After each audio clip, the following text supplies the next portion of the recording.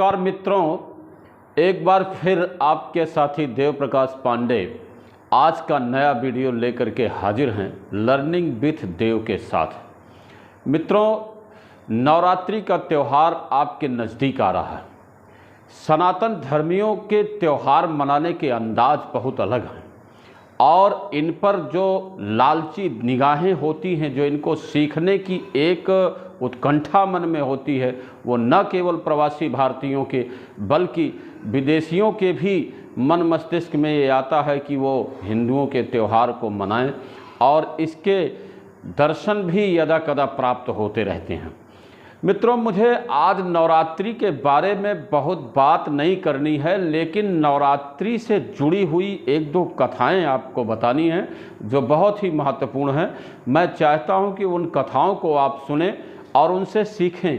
ख़ास तौर से विद्यार्थियों के लिए यह बहुत ज़रूरी है कि किसी भी मंत्र में या किसी भी दोहे चौपाई में पद्य में एक अक्षर को अगर बदल दिया जाता है तो उसका कितना प्रभाव पड़ता है, और साथ साथ अपने धर्म की इस कथा को भी जानना बहुत ज़रूरी है। मित्रों, ये बात उस समय की है जब राम रावण युद्ध चल रहा था और बार बार रावण का सिर काटने के बाद भी उसकी मृत्यु नहीं हो रही थी। इस बात को लेकर के राम थोड़ा सा चिंतित हुए और उनकी इस चिंता को दूर करने के लिए ब्रह्मा जी ने उन्हें एक मैसेज दिया, एक संदेश दिया कि यदि आप चंडी की पूजा करें और उन्हें प्रसन्न कर लें तो माता चंडी आपको इस युद्ध में विजयश्री दिला सकती हैं। मित्रों, मैं आपको बताना चाहूँगा कि भगवान श्री राम ने 108 नील कमल की व्यवस्था किया और व्यवस्था करके उन्होंने चंडी पूजन प्रारंभ कर दिया।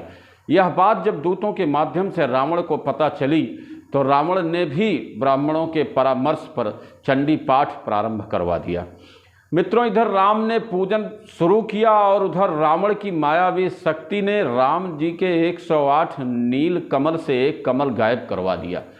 जब 108वें नील कमल को चढ़ाने का वक्त आया और नील कमल गायब हुआ देखा भगवान श्री राम ने, तो चिंता निश्चित तौर पर लाजमी थी, लेकिन बड़ी सहजता से उन्हें यह ज्ञान हुआ कि लोग उन्हें नवकंज लोचन कहते हैं और क्यों ना वह अपनी एक आंख ही देवी को चढ़ा दें, क्योंकि जहां एक ओर देवी के रुष्ट होने का भय था वहीं दूसरी ओर विजय श्री की कामना भी थी, जो कि परम आवश्यक थी। लिहाजा जैसे ही भगवान श्री राम ने अपने तरकस से एक बाण निकाल करके अपनी आँखों को देवी को समर्पित करना चाहा, वैसे ही देवी जी साक्षात प्रकट हुई और उन्होंने भगवान श्री राम के हाथ पकड़कर यह कहा कि मैं तुमसे प्रसन्न हूँ और तुम्हें विजय श्री का आशीर्वाद देती हूँ।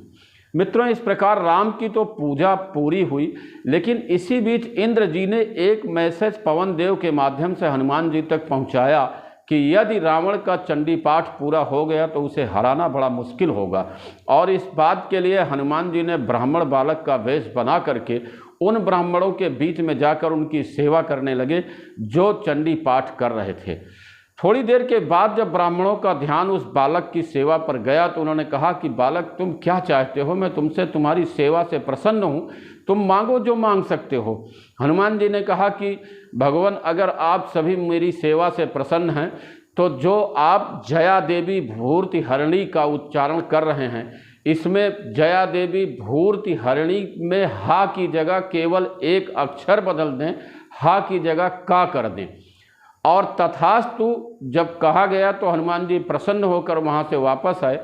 मित्रों, मैं आपको बताना चाहता हूँ कि भूर्ति हरिणी का अर्थ होता है प्राणियों का कल्याण करने वाली, और भूर्ति करणी का अर्थ हो जाता है प्राणियों को पीड़ा देने वाली।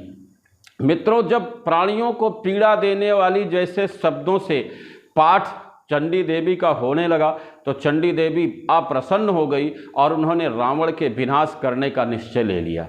मित्रों, इस तरह से रावण का वध हुआ और जिस दिन रावण का वध हुआ वो 10वां दिन था। नवरात्रि का 9 दिन बीत चुका था और उसी दिन दशहरा मनाए जाने की परंपरा हमारे यहाँ शुरू हुई।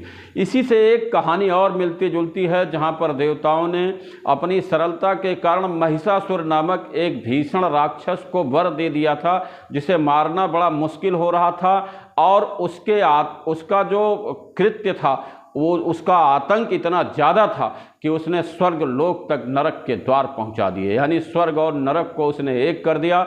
और उसके सामने क्या वरुण, क्या यम, क्या वायु, क्या चंद्रमा, क्या सूर्य, जो भी देवता आता था वह हार जाता था और अंततः भागने पर मजबूर हो जाता था। देवता इधर उधर भटक रहे थे, लेकिन अंततः उन्हें इस मुसीबत के लिए एक जगह इकट्ठा होकर के इसका समाधान खोजना पड़ा। और जब समाधान इन्होंने खोजा तो उन्होंने एक चंडी देवी की रचना कर डाली।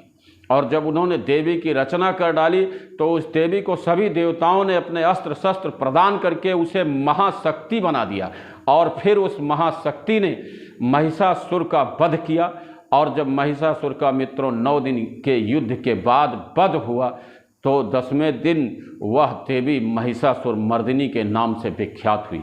मित्रों, ऐसी ही और कथाएं सुनने के लिए आप हमारा चैनल सब्सक्राइब करना न भूलें। लर्निंग विद देव से जुड़े रहें। बहुत बहुत धन्यवाद। नमस्कार।